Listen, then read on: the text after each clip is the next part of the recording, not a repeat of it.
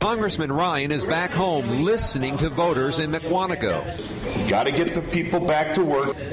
And talking up his budget plan. So there's two things we're trying to get done here. Cut and control spending and get this economy growing. But down the road at Jay's Lanes, Ryan's plan to overhaul Medicare worries Pat Kulikowski. It scares me because my husband and I are both on. He says. Now, in case you missed that, she said that she and her husband are on a fixed income. Paul Ryan is back in his home state trying to sell his budget to his constituents.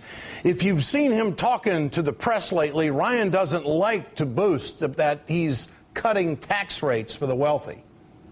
So first of all, we're not talking about cutting taxes. We're just not agreeing with the president's tax increases. I guess that's the new definition of tax cuts.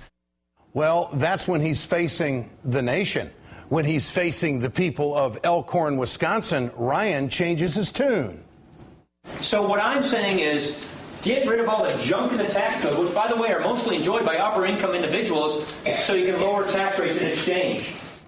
See, folks, your taxes will go down if you happen to earn $373,000 a year.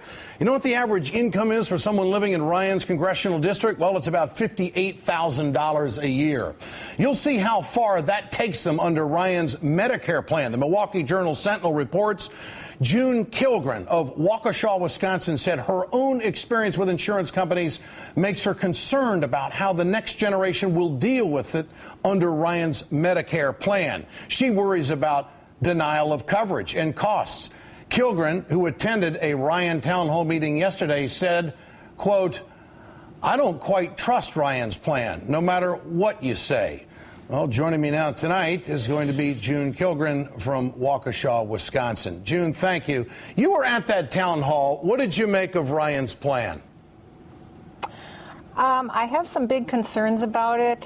It didn't explain everything thoroughly, and I don't think it took into account that this won't go into effect for 10 years for the people who are 55 and under, or 54 and under, actually. And at that point, we have no idea of what the health care costs are going to be. He gave us some numbers as to what the government would pay for these programs, but it's so vague, and you're talking like 10 years away. I just don't understand how they can project that that would be properly covered. It's kind of like you're asking these insurance companies to insure people, and supposedly would have a choice of selection, just like Congress or the Senate. But with Congress and the Senate, you're talking about a lot of rather healthy people. And when you get a lot of people who are over 65, which is what the group would be that would be in his alternative plan, they could have a lot of health problems. And so are the insurance companies going to have enough money that they would consistently upgrade to cover these people? I have my doubts. And then they would either have to increase deductibles, or they would have to increase co-pays, or they possibly would have to drop these people. Well, he mentioned, who would want them? He mentioned a voucher, and did he put a number on that voucher?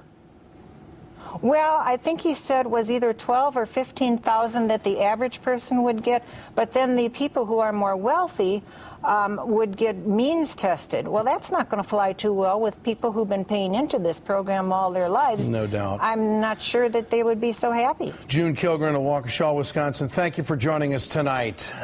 For more analysis, let's turn to the president of the National Action Network, Reverend Al Sharpton. Reverend, great to have you with us tonight. Who's going to be affected negatively? I mean, who can make it on a voucher of $15,000 versus the Medicare system we have right now? No, it's incredible. I mean, what are you going to do with $15,000 to give a voucher to someone of $15,000 without even bringing into consideration the cost? I mean, I think Governor Rendell was correct.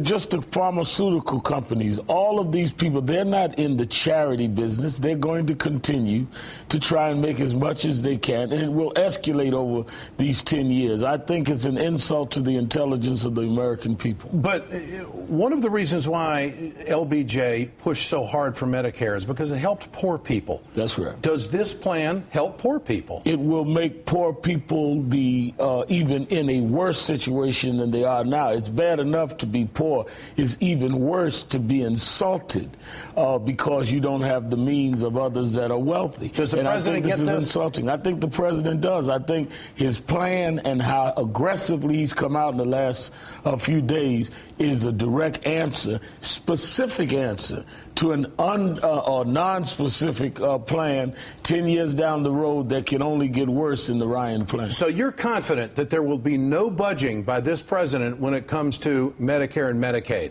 I think that this president will not budge. I think he said that, and I think that so far we've been able to hold him to his word. Your people in your organization, the National Action Network, what kind of pushback is going to be planned against this Ryan budget if it hits the poor people as hard as you say it does? As much pushback as we can muster, and my group and many other groups, because you're talking about the health of people in this country would be based on their income and the economic strata that they're in, not based upon a country that believes in equal fairness for everyone. Health care should not be based on income, and I think that's what LBJ saw, and that's what we need to see today. And Reverend Sharpton, I want to go back to our last segment. Do you hold out the same confidence that Ed Rendell does, that maybe the Republicans will sign on to some tax increases for the wealthy to help the budgeting of this country? Well, I think Ed has a lot of hope. I have faith in the American people. I don't know how much hope I have in the Republicans. Right, Reverend Al Sharpton, great to have you with us tonight. Appreciate it.